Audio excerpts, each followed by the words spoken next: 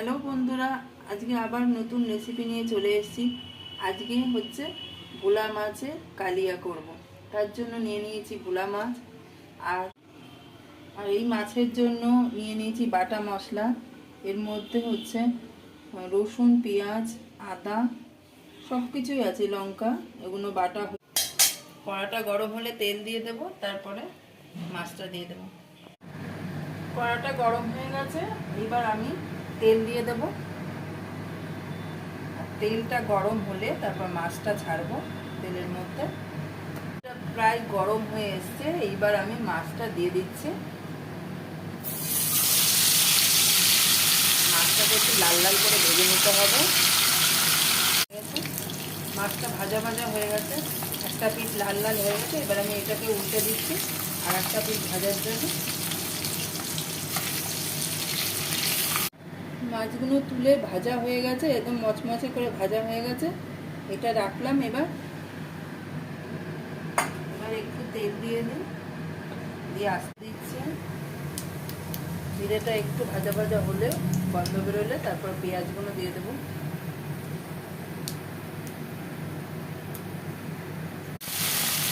এবার এর সঙ্গে টমেটোটাও একটু ভেজে নিই।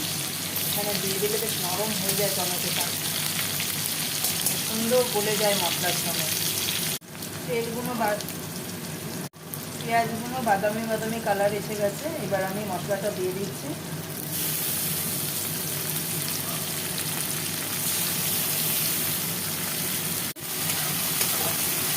এরপর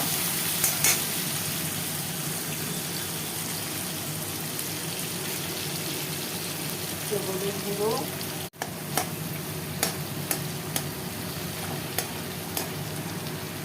টমেটোগুলো দেখো কেমন নরম হয়ে গেছে, এর সঙ্গে আপনি এতে ভুলে যাবে একদম।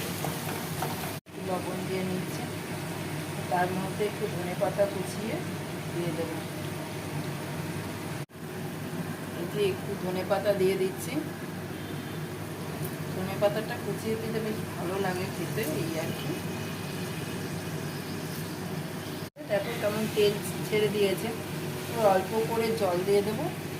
এটা একটু গামাখা টাইপেরই হবে, বেশি ঝোল ভালো লাগে না।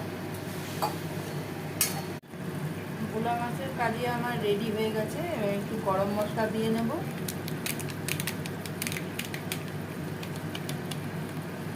তারপরে মাছগুলো একটু নাড়িয়ে নিলাম।